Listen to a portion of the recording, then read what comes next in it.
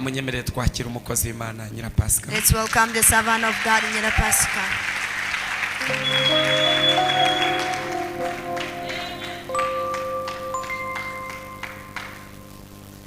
Dukomere Imana amashyi tumwakira.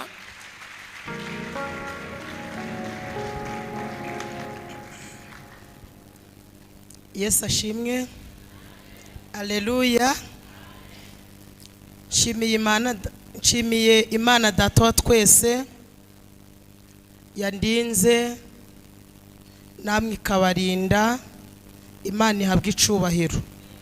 Nshimiye umushumba udutekerezaho akadutumira akaduha ikaze.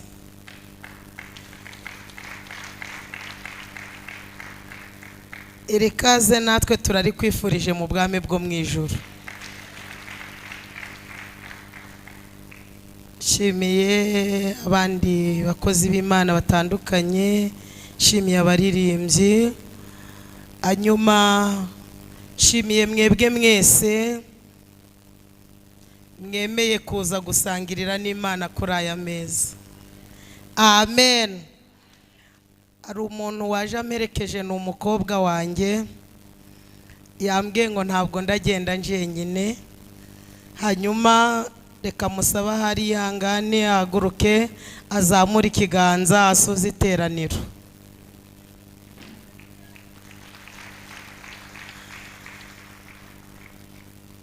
Imana ibaha umugisha mwese. Nitwa Vestine nyirapasika, ndi umubyeyi ufite umugabo n'abana 4.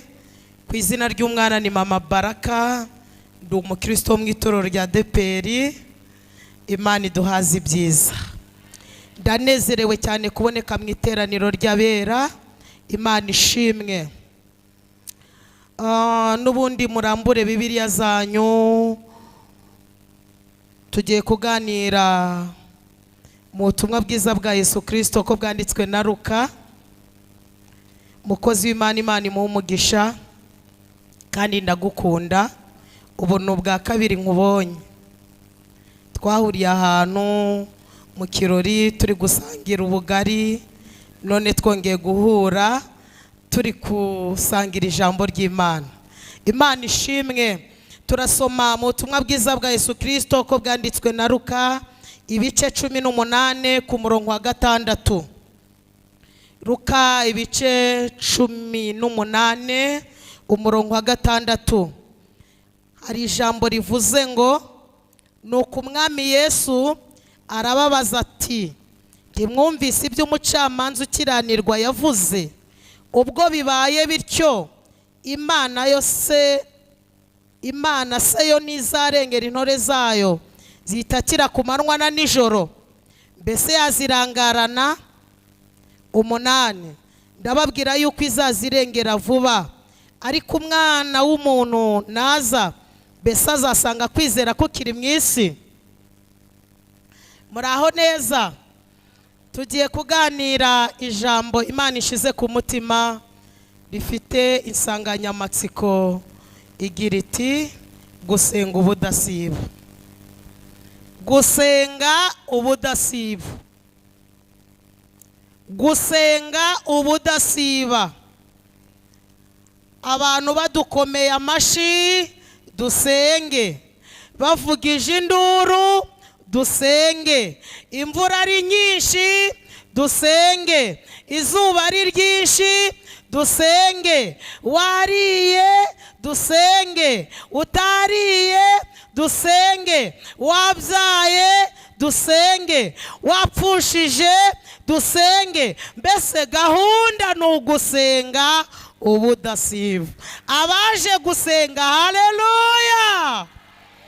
Gusenga nibyo byonyine bitinda ikiraro cy'ubuzima burambye. Sinzi niba munyumvise. Gusenga nibyo byonyine bitinda ikiraro cy'ubuzima burambye. Amasengesho niyo yonyine atumbagira akagera aho Imana ituye. Umuririmbyi we yararirimbye ngo agakomanga urugi. Imana ishimwe. Amasengesho ni isamu itarumba, kuko no mu gihe cy'amapfa uwasenze arasarura. Abo turi kumwe, haleluya.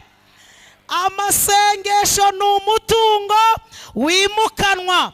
Amasengesho ni umutungo udatezwa cyamunara. Mu yandi magambo, icyo udashoboye burya amasengesho aragishoboye. Uwo muri kumwe munkore mu kiganza umumbwire ngo uzi ko umubare w'ibanga ari ugusenga ubudasiba. Niyo password. Gusenga nibyo byonyine wegamiraho abantu bagatungurwa no kukubona mu buzima batari biteze. Amasengesho niyo yonyine afata ubuzima budasobanutse agasobanura ubuzima. Adekrefasinedai cyane ko burya nta rwego umuntu yageraho ku buryo atakenera Imana. Muraho.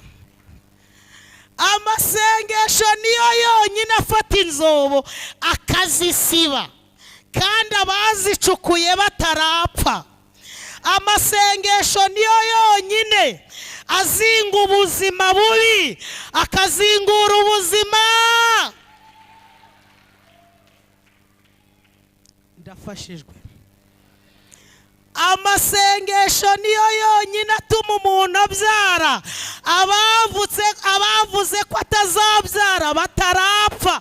Amasengesho atuma ugirira agaciro aho ibyashatse kukakwamburira biri. Amasengesho niyo yonyine atera Imana gukora no mu gihe kitari icyo gukora. Mukomere Imana yacu amashyi. Uwitwa Daniyeli aherutse kuyasenga, kandi ayasenga hari itegeko ryasohotse rivuga ko ntawemerewe kuvuga Imana cyangwa kugira icyo ayisaba. Daniyeli yibuka ko amasengesho ariyo yonyine yica imigambi yishakura. Yibuka ko amasengesho ariyo yonyine umuntu yegamiraho akazakomera. Daniyeli ngo si ugusenga we ngo akingura amadirisha. Aravuga ngo gusenga ni umutungo umuntu arya no mu gihe cy'amapfa.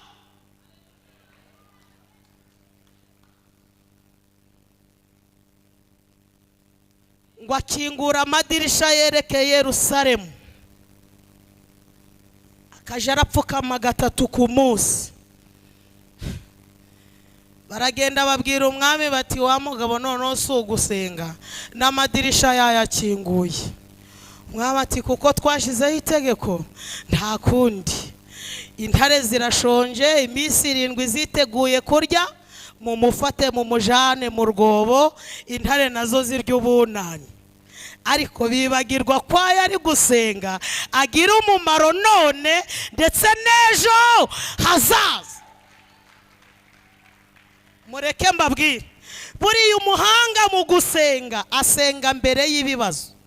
Ibibazo byaza bigasanga warasenze. Iyo usenze mbere y'ibibazo, ibibazo biraza. Ayo wasenze akitambika hagati yawe n'ibibazo, ibibazo byabizi ngo birakwica bigakora mu masengesho. Amasengesho akabica intege. Muraho, gahunda ni ugusenga.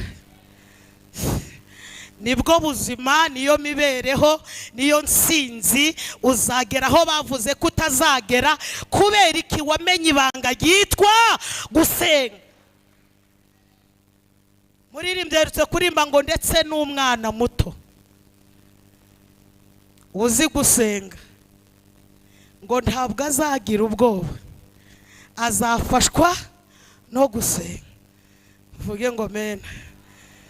Dawidi ari mu ishyamba yigeze asenga, yiragiriye intama ngo arasenga.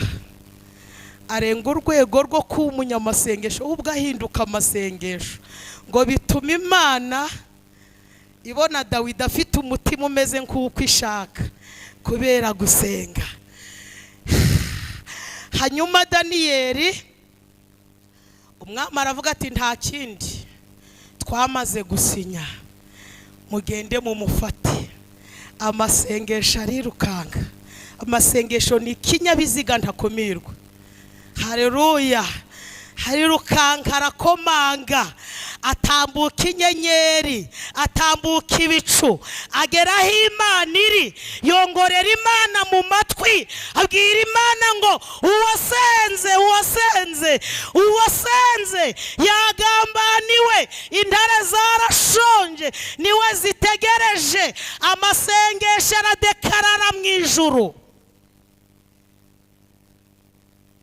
Mana iteranye inama, Mana ishimwe.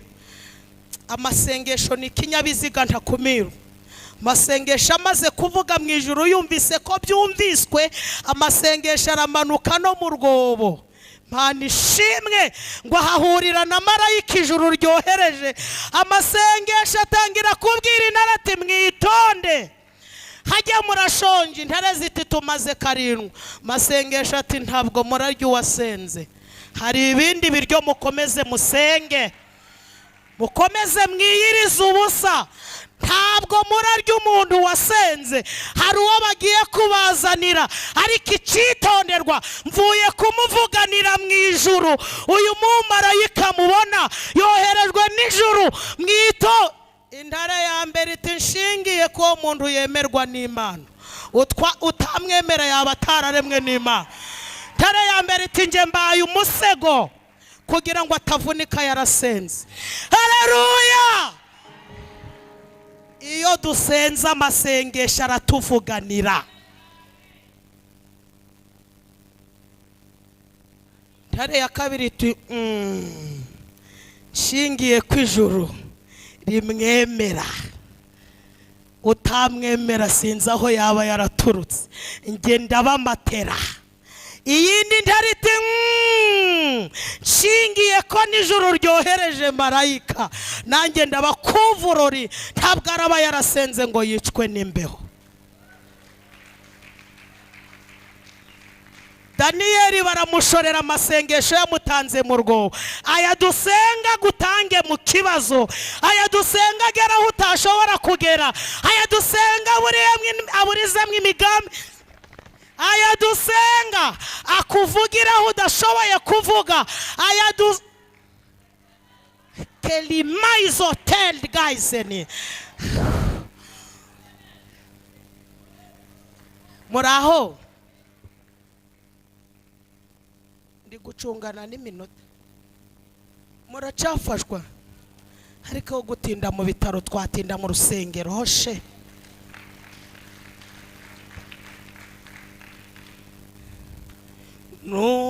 Nutumbira Yesu uzabankawe, bose bazamenya kubana nawe, bareka ubugome bitabe Yesu. Daniyeli baramushorera, agenda ari kuririmba ngo haracari ibyiringiro. Nubwo igiti cyatemwa kirongera kigashibuka. Baramushora, baramubwira ati reka turebe ibyo mwigize. Intare zo ntabwo zize, nta bumuntu zigira, ni inyamaswa. Reka turebe ko ziramenya ko wasenze. Daniyeli araririmba ngo ndetse n'umwana muto uzi gusenga Imana ntabwo azacogozwa n'ishamugongo, ahubwo abazimubwira nibo baza. Daniyeli barasunika, bazi ngo bamutaye mu rwobo, naho marayika yarugezemo. Amasengesho atunganyije inzira. Daniyeli ngo agere mu rwobo, asanga intare zicishije bugufi, ziramubwira ziti wigira ubwoba. Daniyeli ati nanjye ndabizi ko amasengesho yamvuganiye, ntarezi iti twariye benshi ariko wowe kuri wowe hariho stop. Daniel atayo nasenze yantanze aho ngewe tedokile braille ntarebagayo yaraharebaga. Daniel atangira kuririmba ngo by'Imana ikora biradutangaza nta n'uwabimenya uko biri. Harabwa ngo ariko icyo nzi nuko iby'Imana ishaka hari ibyo nkwiriye gukora. Niba hari ibitotsi Daniel yagize ngo yabigize ari mu rwobo. Iyo usenze usinzira mu biganza byashakaga kuguhotora, ubanza ntabivuze neza, kangerageze mbivuge mu Kinyakigali. Iyo usenze urira mu biganza byashakaga kukwica.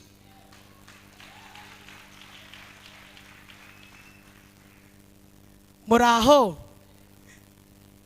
icyiza cyo gusenga, iyo wasenze utura mu itongo ry'uwakwanze. Imana yimura imisozi kubera gusenga, igutuza mu itongo ry'uwavuze kutazabaho. Niba hari icyiza kibaho ni ugusenga.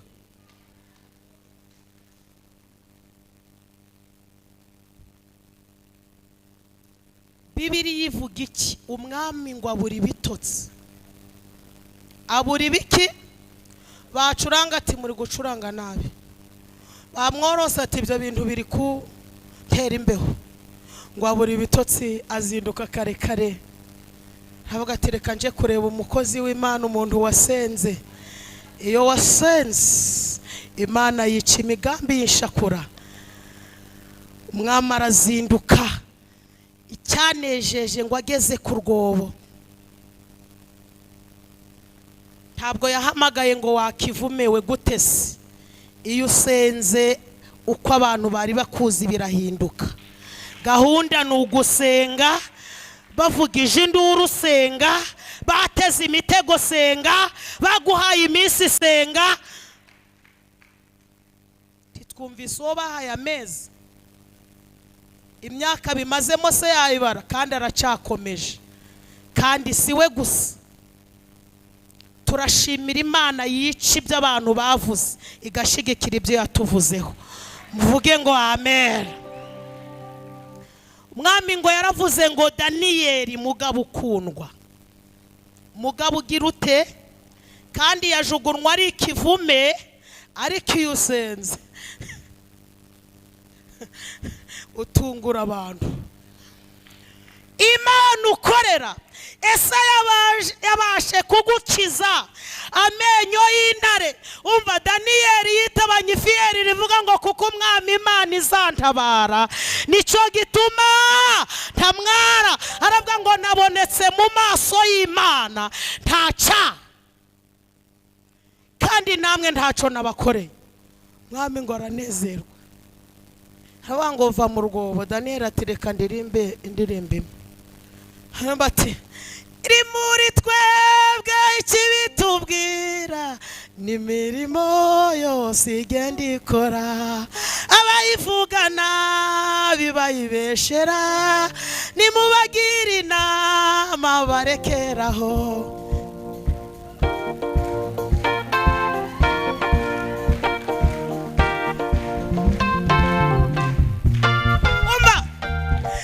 Niyaduteranije n'Imana irashishoza ntiyabyemera.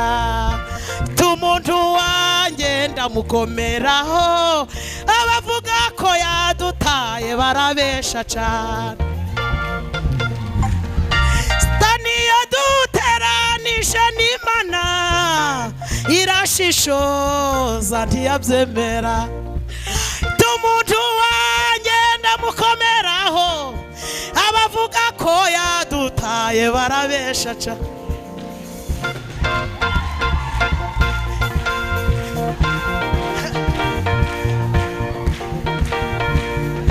Mwami wanjye Yesu uri ngabinkingira, ngo simbere ni n'inyuma singikangwa na satani ungosi imbere n'inyuma singikangwa na satani Mwami wanje Yesu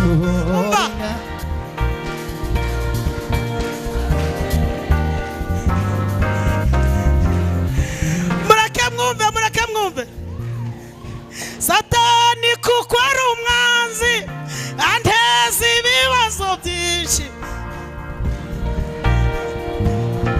ubukene ndetse n'indwara gupfusha no kwiganyira abanzi bahagurutse ari kw'ijambo ryawe rikankomeza umutima Mwami wanjye Yesu uri ngabikingira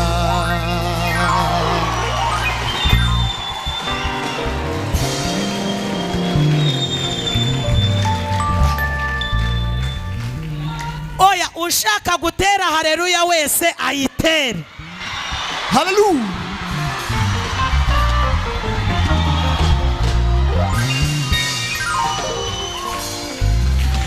turashimira Imana idutabara ititaye aho idusanze aho igusanze ntacyo hayibwiye ikiha agaciro n'icyo uzaba cyo tera haleluya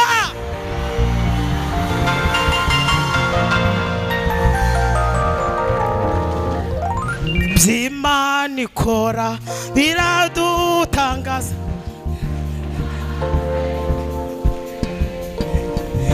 ariko icyo nzi no kw'iby'Imana ishaka ariko iby'Imana ishaka ari byo nkwiriye gukora urekeraho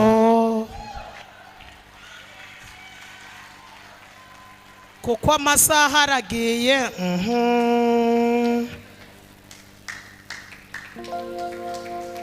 umwami ati Daniel watubabarira ugasohoka Daniel ati reka nongere ndirimba kandi karirimbo kamwe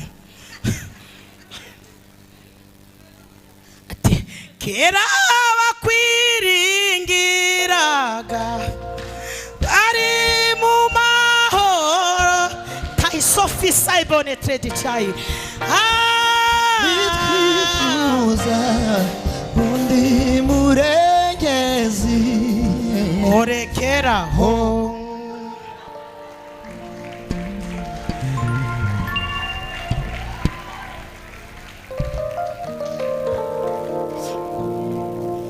hajya ngo ni presidente w'abamama nanje ntundebe guce ntabwo noroshe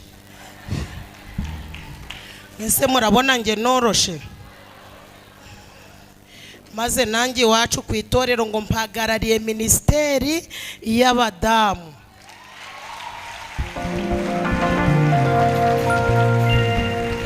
mbese ubwo ngo nanjye ndi minister ngo ndi minister mbivuze neza ngewe numvishijwe iry'Imana rimbwiye ngo Imana ikurinze impanuka ikomeye kabiri Imana ikuyeho ibandi ry'isirimu high gross pigrene dry ibandi ry'isirimu Imana irambwiye ngo iri bandi ryari rikoresheje mashini Imana irambwiye ngo iri kubitiye kure aho satani yaragiye kukwamburira ni naho Imana iguhereye kado ivuga komera Imana mashi oya komera Imana mashi cyane ariko rero mwari munkumbuye ndi kubibona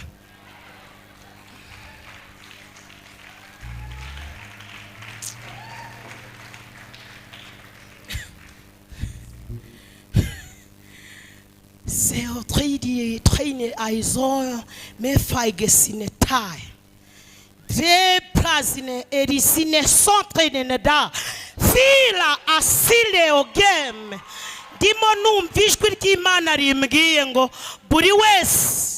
buri wese itarobanuye buri wese itsikamiye byari bimutsikamiye.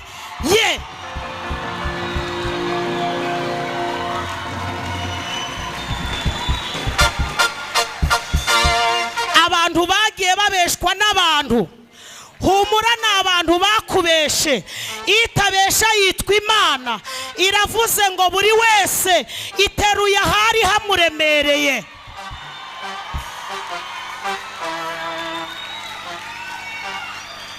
Niba hari ikintu Imana yishimiye ni iri teraniro.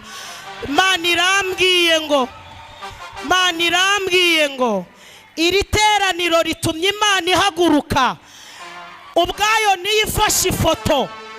Imana yifatiye ifoto, irambwiye ngo ibitari biri kuri gahunda ije kubishira kuri gahunda. Sirideta iclose. Niba hari umuntu ubonye Imana mu kwezi kwa 12 urimo, umaze iminsi ariko mbonye wakira visa. Imana irambwira ngo amaze iminsi yibaza ngo byagenda gute. Mumbwire ko mu kwezi kwa 12 asezera abantu bari kumwe, kuko yuriye indege aragiye, pinduye amateka y'ubuzima bwe. Haleluya. Yewe iminota iri kugenda ariko ndi gucungana nayo. Nanjye ndi umusirimu.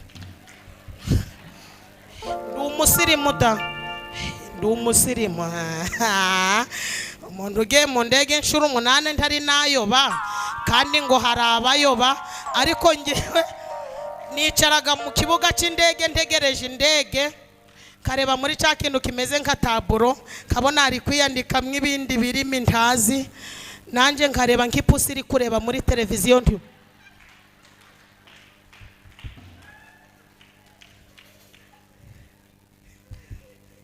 naje kumva ngumvijwe irambwiye ngo iyanyiragenda saa 7:15.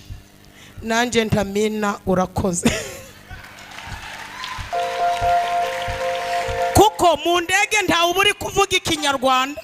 Niyo uvugisha umuntu ikinyarwanda ubonaga kwiraseho ati English. Nanjye ngapfa kuvuga nti wi.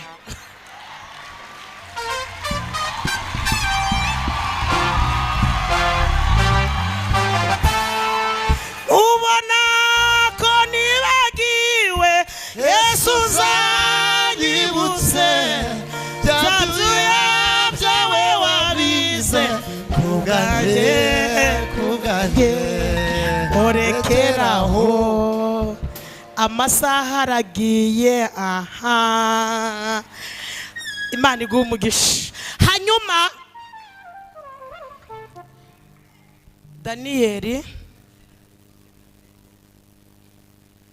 nyakubahwa mushumba Theogene, muraho neza.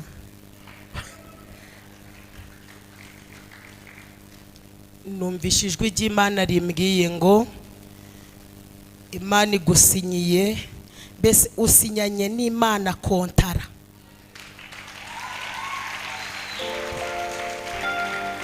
Hari abarangiranye n'uyu mwaka, hari abarangiranye n'imyaka 2, hari abarangiranye n'5, ariko mbonye marayika avuze ngo ni viza ihoraho.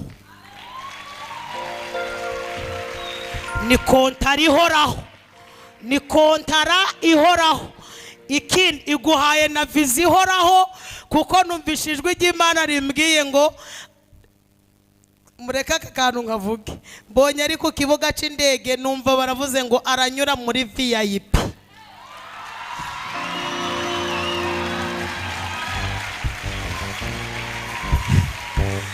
Imana irambwira ngo mubwire ko abana mbahaye ubwene gihugu, kandi itanze ubwene gihugu bw'abana, ubwo bwa mama na papa buba buriho. Haleluya. Yewe mureke dusoze noneho rata. Daniyeli baravuze ati nari nsigaje akaririmbo kamwe, ariko reka Mare umugisha. Daniel ati nari nsigaje kandi karirimbo kamwe kavuga ngo mana wangiriye neza mana nanjye ndagushima murekeraho abavuye mu rwobo icyandangaje umwami arebye ngo asanga nta n'urwara ahubwo bumva ari guhumura parufe ivuga ngo abazi imana yabo bazakomera nibamara gukomera bakore iby'ubutwari.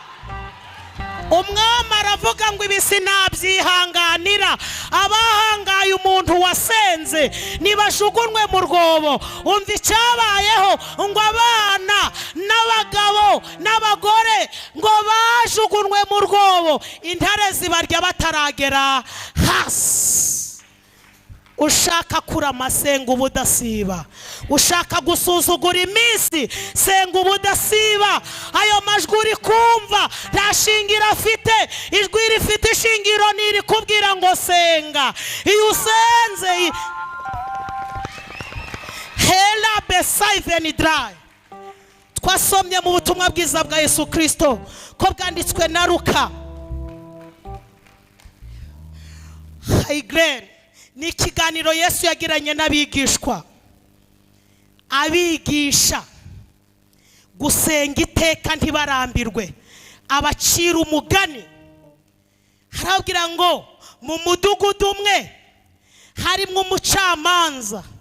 Yesu yamuvuzeho ibintu bibiri. Uyu mucamanza ngo ntabwo yubahaga Imana, kabiri ntiyitaga no ku bantu. Hanyuma ngo harimo umupfakazi w'umukene ufite ikibazo. Aragenda asanga umucamanza, haramubwira ngo ndengera ku mwanzi wanjye. Umucamanza aramwirengagiza, aramubwira ngo genda nta mwanya mfite. Umukecuru avuga ati nubwo ambwiye nabi, kubera ko igisubizo cy'ubuzima bwanjye gihishwe muri we sindacika intege. Aravuga ngo uzi icyo ashaka ntabwo atora icyo abonye. Ntabwo munyumvise, uzi icyo ashaka ntabwo atora icyo abonye.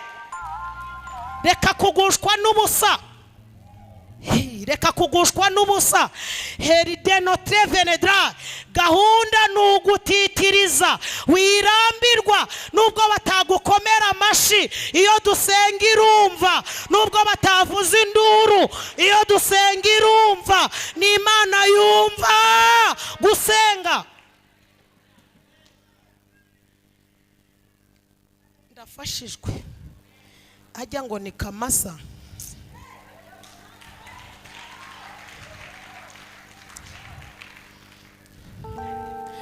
Mbonye marayika aje atega umugongo usimbukiraho, ukaje urateta ugateta, kakubwira ngo vuga icyo ushaka, nawe ukavuga. Teniho kintu cya mbere Imana ikoze, keni sori device, itanze ubuzima buruta ubwo mwari murimo. Kabiri, hari dosi Imana isinye. Mu yandi magambo, Imana iguhaye eleson pedidais, gusinya ibyari byaranze ko wasinya bikuwe mu nzira kugira ngo usinye. Gatatu, Imana irambwiye ngo iguhaye amahoro umuntu atarangura mu iduka. Kane, Imana iguhaye ubuzima bwambukiranya imipaka, apana ubuzima bwo muri iki gihugu gusa, ubuzima bwambukiranya imipaka. Ikindi, umugisha mu rubyaro, umugisha mu rubyaro, umugisha mu rubyaro. Marayika ateyeho kashe ngo ni umugisha urambye, ni umugisha urambye urandaranze, ni umugisha uri kuranda, ni umugisha utari igikuri, ahubwo ni umugisha ukuze. Hela pedais, uri se w'abana benshi kandi buzuye ubwenge n'ubuhanga n'ubumenyi. Imana irambwiye ngo ikuri imbere, abantu bo bakubeshe ko bari inyuma, Imana ikuri imbere irituye umusozi watuma gutareba imbere. Mbonye Imana iguha amato woga inyanja nini. Imana irambwira ngo mukuye ku ntebe yari yicayeho mwicaje ku yindi tebe. Esketa isonen. Yewe noneho rero umukecuru mu gitondo akabyuka akagenda agakomanga. Umucamanza tuoninde. Umukecuru ati nani ngewe. Umucamanza ati ndavuze ngo ntunteshe umutwe. Umukecuru akavuga ngo nubwo ambwiye nabi ndatitiriza paka mukuyemo igisubizo. Iyo utitirije urira mu biganza by'uwakwimye. Iyo utitirije itegeko rirahinduka. Haleluya.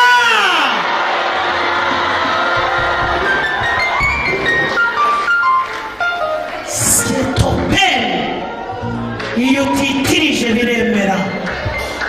Mukecuru akagenda ari kuririmba ati yaho hano nyura mu misozi nyura mu mataba aba Yesu bishimira ukiza wanjye wagiye mwijuru. Yaraziririmbye beri nabinkingira Yesu beri nabinkingira. Umukecuru ngo ntiyarambirwa.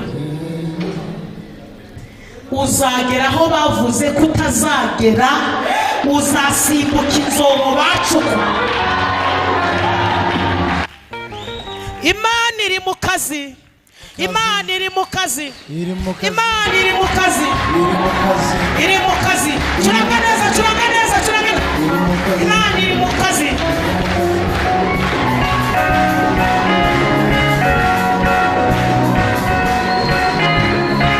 Imana iri mu kazi. Amashi. Iri mu kazi. Imana iri mu kazi. Imana iri mu kazi. Amashi ame. Iri mu kazi.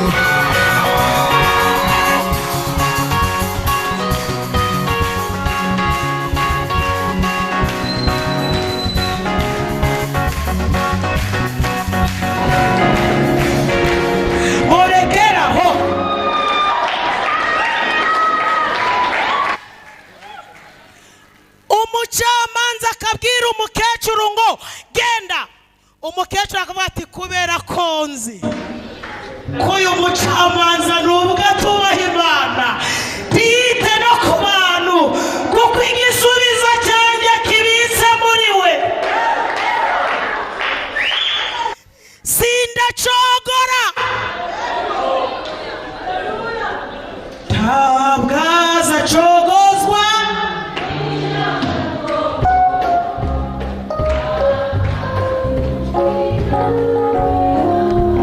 Orekeraho aho bigeze umucamanza aribaza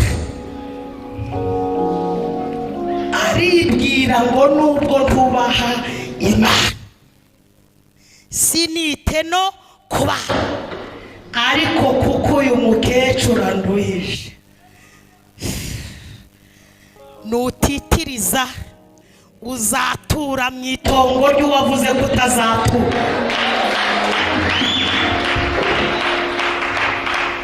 Umutwara aherutse kumbwira ati ariko sheri ndi karameshu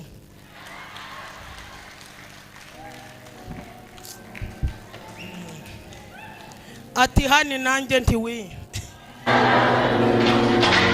atuzi ko ibibanza byo muri Kigali biri kurushaho guhenda. Ndi none atuzi ko tuzatekereza kugura ikibanza.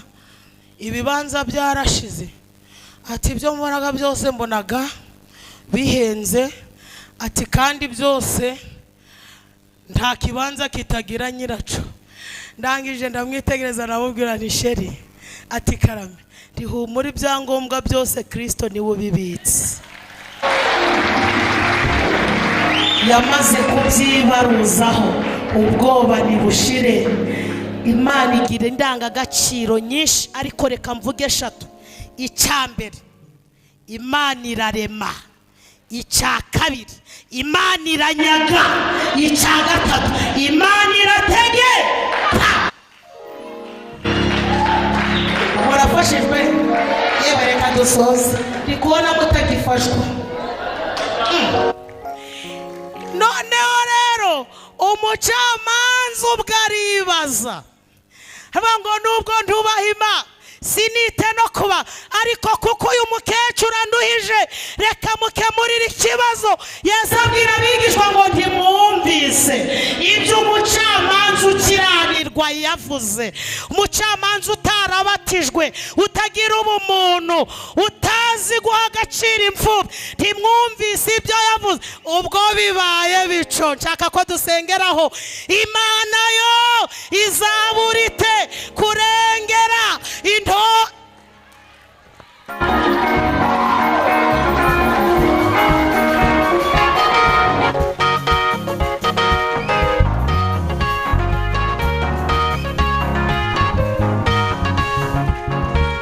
izaburite kurengera into yakugaburiye byaranze, yaciye inzira mama akakubyara, izaca indi nawe ubyara. Iyakurindi imbere y'umurozi yabanye nawe ku isi.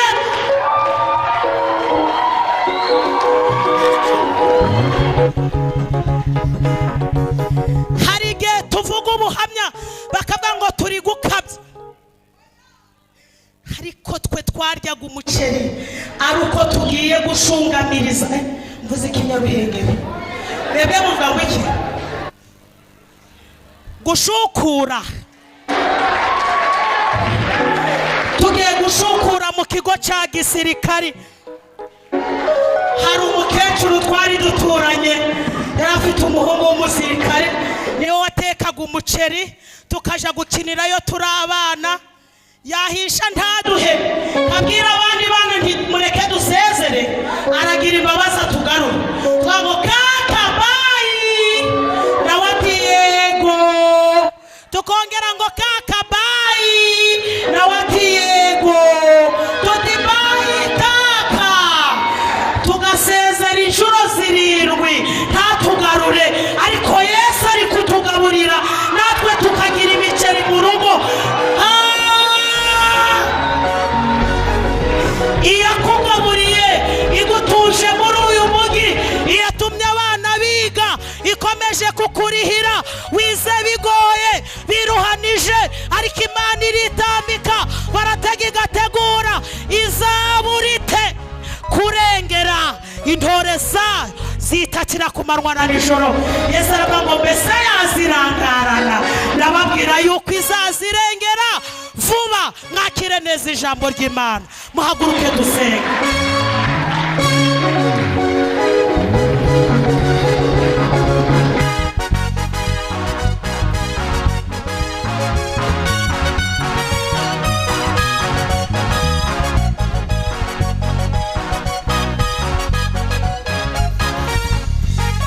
Ndababwira yuko izazirengera vuba.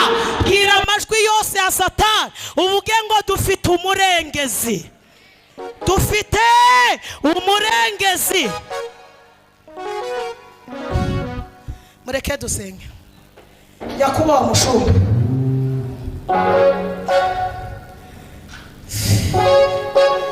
ihangane nguhanurire.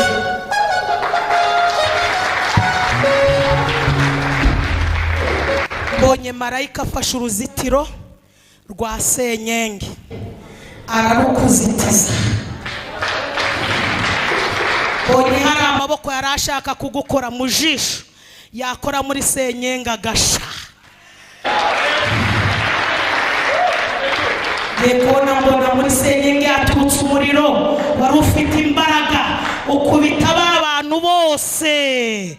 Hanyuma ngiye kubona mbona aho wari uhagaze Genton Fiske Pais hari escalier uzizamukaho, ya mirambo wayireberaga hejuru, we uri hejuru imirambo iri hasi. Numva uravuze ngo muzongere. Numva ijwi rimbwiye ngo mumbwire ngo abamurwanya ntaco bazamutwara. Namuhamagaye mbitekereje, namwanditse izina risha mu ruhanga, abamuhiga ntaco bazamutwara. Mugiye kugura ahantu mbonye harimo ibikorwa, uwo muntu haramunaniye, ngiye kubona mbona wewe urahaguze, mbona marayika ari gusinya ngo ni etaje, ibiro byawe byari biri hejuru, hasi hari Yorodani, hirya hari pisine. Numva ijwi ry'Imana rimbwiye ngo ndashaka kwagura izina rye kuruta imyaka afite. Mbonye ucanye umuriro, abantu bakaza bakota bafite imbeho, bagasimbuka ngo imbeho irashize. Hanyuma ngo ukababwira ngo nimugumaho rero, ntimugende ngo mushe kure y'igicaniro. Kabona barahagumye, mbona uragutse. Imana irambwira ngo ntirakwagura, ibyo ubona ni igitonyanga. Amaboko y'Imana akwaguye kuruta uko abantu bagutekereza. Mbonye iri teraniro ryose riri kwakira ibinini. Numva ijwi irambwiye ngo hari icorezo kije, nyuma y'iyi mvura hari icorezo, ariko mwebwe abasenze mwakira ibinini, mwakira imiti. Imana iciye inzira aho zitari ziri, abari babuze viza Imana iciye inzira, maze iminsi udepoza byanga, ariko Imana iciye inzira. Imana iravuze ngo abari bari kurira irabahojeje, iravuze ngo mu mucamanza niba haravuyemo igisubizo izaburite kubarengera. Tugiye kubwira Imana ngo turacagufitiye icizere. Umuntu ufite uburwayi bwo kwishimagura, Imana irabumukijije. Nabonaga abamama mu kiziba cinda, marayika ari kuhakiza. Nabonaga abantu badukurikiye bari hanze bakira inuma. Numva ijwi irambwiye ngo nagakiza gafite imbaraga, ni umwuka wera uzatinda muri bo. Haleluya! Turagushimiye Imana ya Aburahamu, Isaka na Yakobo. Imana ireba, Imana yumva. Wowe urema ibitariho bikabaho, byari bipfuye urabizura. Witwa Imana ishobora byose. Turagushimiye ko turangiye umubare w'ibanga, ari ugusenga ubudasiba, ntiturambirwe. Niba mu mucamanza ukiranirwa, haravuyemo igisubizo, Imana ikiranuka. Imana irera imfubyi, Imana itwubakira ingo byari bizisenye bigata agaciro. Iravuze ngo izaburite. Twakiriye ubu buhanuzi, tubukomeye mu mashi. Turakwizeye, dukomeje kukwizera. Indwara ziri mu iteraniro, Imana irambwiye ngo itanze umuti urusha agaciro izo ndwara. Urakoze Mwami Yesu, ntituzakuvononera iteka ryose. Amen. Mukomere Imana amashi.